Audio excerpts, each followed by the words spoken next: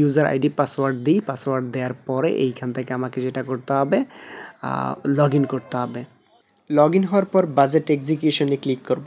Budget এক্সিকিউশনে click করার পর আমাকে আইবাসের মূল মেনুতে নিয়ে যাবে। এখান থেকে বাম দিকে 3 লাইন যে অপশন রয়েছে সেখানে ক্লিক করব। ক্লিক করার পর পে বিল অপশন রয়েছে উপরে, এটাতে ক্লিক করব এবং তার এখন দেখাচ্ছে বিল সাবমিশন। এই বিল সাবমিশনে ক্লিক করার পরই সাধারণত আমাকে বিল সাবমিশনের যে অপশনটা অর্থাৎ মান্থ অফ স্যালারি, এটা সাধারণত প্রতি মাসের 21 তারিখের পর শো করে, অর্থাৎ ওই মাসের বিল সাবমিশনের জন্য।